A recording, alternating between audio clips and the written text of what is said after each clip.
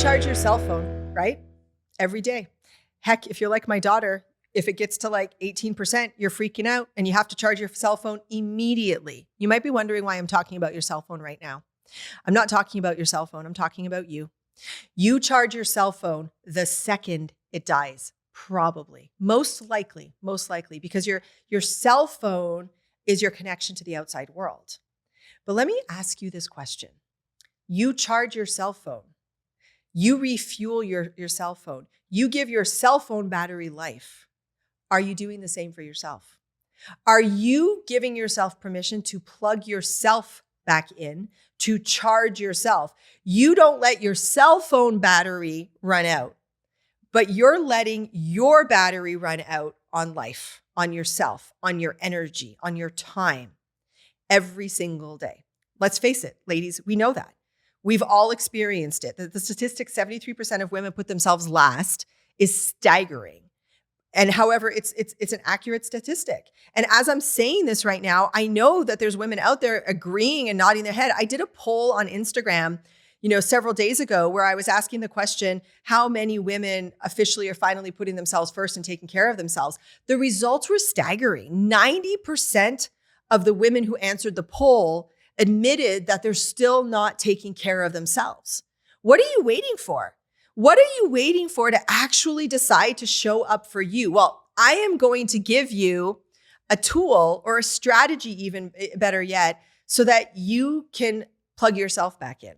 You can charge yourself. You can start taking care of yourself more than you're taking care of your cell phone. They're called connection ports. So connection ports, it's the easiest way to think about it is a connection port is something that you do that recharges your battery, your internal battery. So a connection port can be anything from being out in nature, spending time with friends, going shopping, maybe doing something artistic, traveling.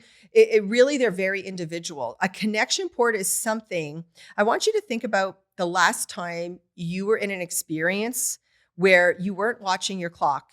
And when you looked at your watch or your phone for the time, all you could think about was how in the world did that many hours go by? You lose time and space.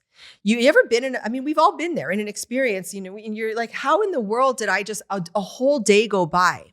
That's a connection port where you lose time. When you feel refreshed, re-energized, invigorated.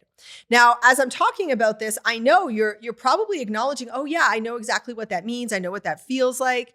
Here's the thing though, we have to proactively bring connection ports into our life. We have to choose to bring I encourage women to bring connection ports in on a daily basis. You should have things in your life that on a daily basis, multiple times a day, are actually refueling you and re-energizing you instead of draining your battery. Take a moment right now, just stop for a moment and assess in your day. Think about your normal day. How many things are filling you up versus emptying you out? And what happens is if we keep emptying ourselves, if we keep draining our battery, what ends up happening? We're running on empty. So we need to keep putting deposits back into ourselves, into our energy tank in order to make sure that we're refueling. I'd rather you not wait until your battery's completely drained before you fill yourself back up. So let's talk about how you can figure out what your connection ports are and how you can bring them into your life. The best way to think about a connection port is I want you to think about the things, like I was saying before, the things that you lose time, the things that you love doing. Now, here's a really interesting story. I was talking about this once at a seminar, and one of the connection ports that I gave at the time was like going to the gym and exercising.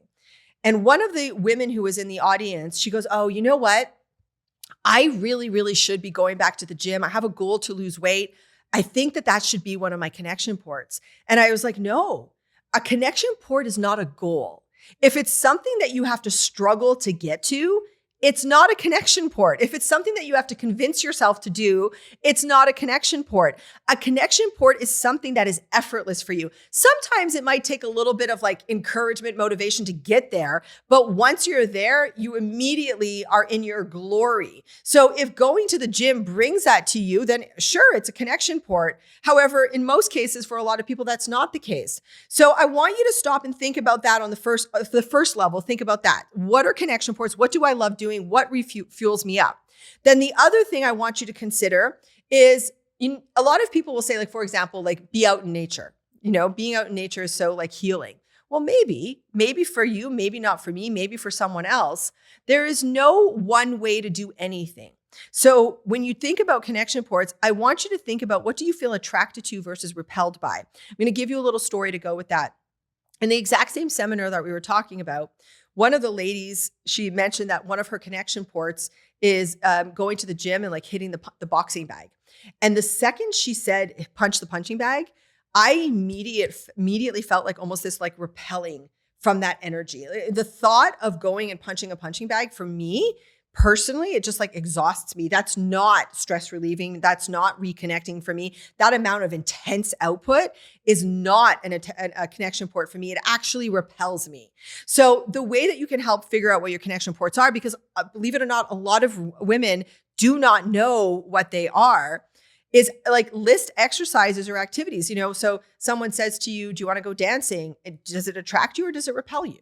Does it pull you into it or does it push you away? Think about the things. Like, I can list things right now: outside walking in nature, hiking, swimming, playing music, dancing, cooking, reading, cleaning, etc. I said cleaning, and some of you probably rolled your eyes. I love cleaning. I love cleaning and organizing. It's like I lose time because I'm in my most creative space when I'm doing it. So as I'm listing those things, did they attract you? Did they pull you? Or did they push you away? And then start playing around with them. Pick 4 things, write out what your connection ports are, and then see how you can integrate those into your days so that we're filling the battery up as opposed to having to fill it back up once it's drained. So I talk a great deal about using the tools and the strategies that I have, either from a proactive standpoint or a reactive standpoint. I'm of the firm belief I want to avoid getting into a situation as opposed to having to intervene once I'm in it.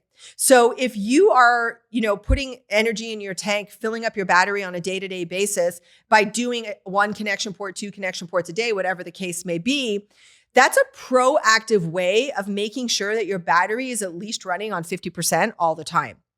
But if you want to, basically, if you find yourself in a situation where your battery's drained, well, then you can reactively get into a connection port. You're having, speaking of women, let's talk about hormones. You wake up on a given day and you're super hormonal. You weren't anticipating it and you're struggling big time. I tell all of my women, get into a connection port.